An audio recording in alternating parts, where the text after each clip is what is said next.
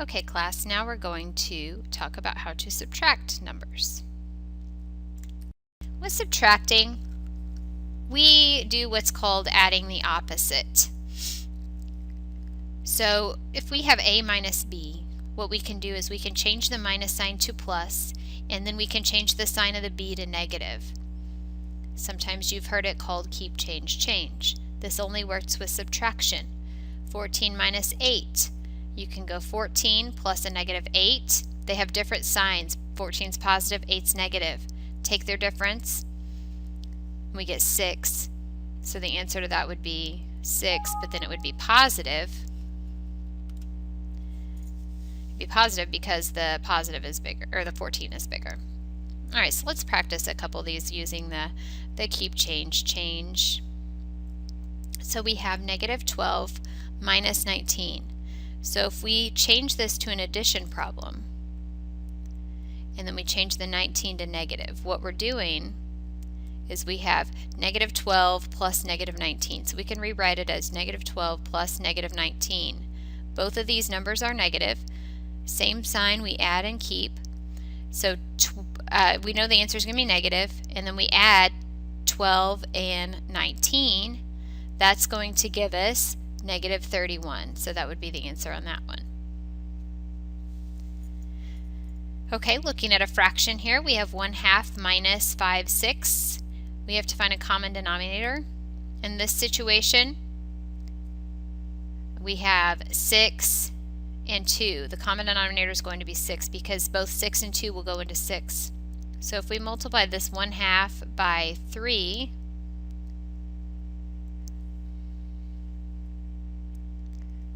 we multiply those by 3, we're going to end up with 3 over 6 minus 5 over 6,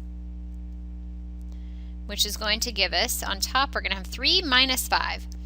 3 minus 5. So if we change it to positive, we change this to an addition sign, and we change the negative 5 to negative. We have 3 plus negative 5, which is negative 2 over 6. That reduces to negative 1/3. You always want to reduce your fractions. All right, here's another situation. It is a subtraction problem.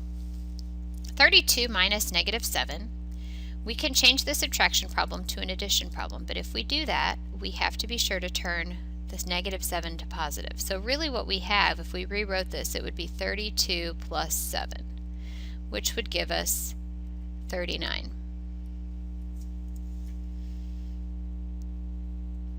All right. The next example, we have 15 minus 23. We can do keep, change, change. If we do that, let's just rewrite it. 15, change the minus to plus, and then change the 23 to negative 23.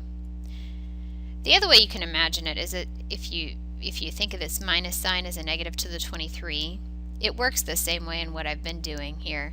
This negative 23, if we just kind of imagine it's separate from the positive 15, and then in the middle we're adding, that will work out the same way as well. But anyway, we have 15 plus negative 23. They both have different signs, so we're going to subtract them. So we will get 8 because that's their difference, but then the 23 is bigger, so we need to add the negative sign. All right, let's rewrite negative 1 minus 12. We can write this as negative 1 plus a negative 12. Change that to plus, change that to negative. So negative 1 plus negative 12, they both have the same sign. We add, so we get negative 13.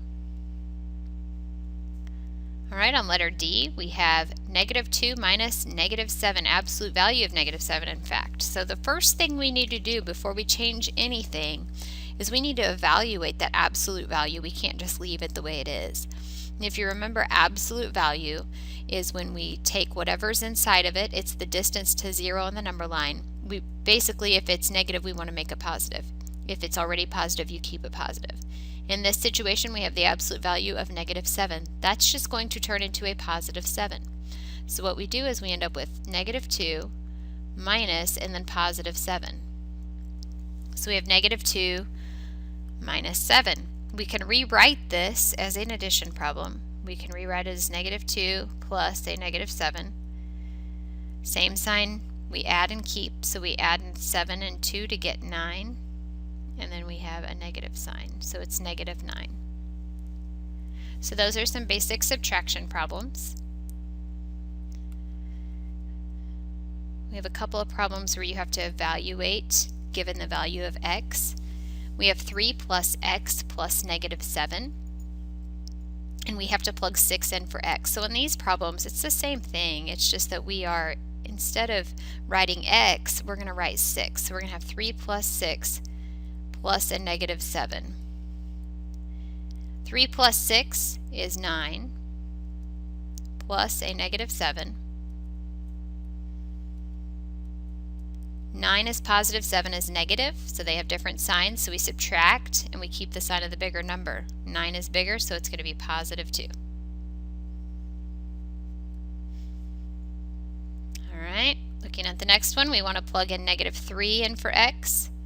So we're going to have negative 3, we're going to replace x with negative 3, plus negative 5, minus 5.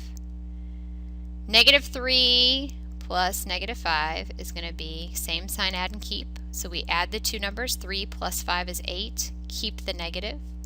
So then we're going to have negative 3 minus 5, which can be rewritten as negative 8 plus 5. Or actually, I'm sorry, plus a negative 5. Negative 8 plus a negative 5, they're same sign, add and keep, so they add to 13, we keep the negative sign. So the answer is negative 13. Now we come down here to the fractions. These are all mixed numbers. We have 1 and 2/5 minus the absolute value of negative, because we have to plug in negative 8 and 3/5 into that, so we're going to plug in negative 8 and 3/5 plus negative 3 and 1/5. This looks like a pretty messy problem here. So let's work on this. I think I forgot. Oh yeah, that's absolute value of negative 8 and 3/5. That's going to be positive. So let's rewrite this to make it a little bit easier. And actually, it might even be easier to turn all these into improper fractions and then add. Let's do that. 5 times 1 is 5, plus 2 is 7. So this fraction, let's write it as 7/5 because it's going to be easier to do it this way. And then we have a minus sign. But then the negative 8 and 3/5, that's going to be positive. So let's turn that into a mixed number. 5 times 8 is 40. 40 plus 3 is 43 over 5. So we're going to have 43 over 5. We still need the minus here though, because this minus was outside the absolute value. Then we're going to add to it, we have a 3 and 1/5. That's going to be 5 times 3 is 15, plus 1 is 16. So we're going to have plus a negative 16 over 5. Then we can add all these numerators here. 43 and 16 give us negative 59. So we can rewrite this. So what I'm doing is I'm combining these two fractions. We have a negative 16 over 5 and a negative 43 over 5. Both of those are negative. So that fraction, actually we'll rewrite the 7 over 5. But then we'll rewrite this fraction as plus a negative 59 over 5, which then again simplifies. 7 and negative 59 is going to give us negative 52 over 5. And I am okay with you leaving it as an improper fraction. So those are several examples on how addition and subtraction work. Thank you for watching the video.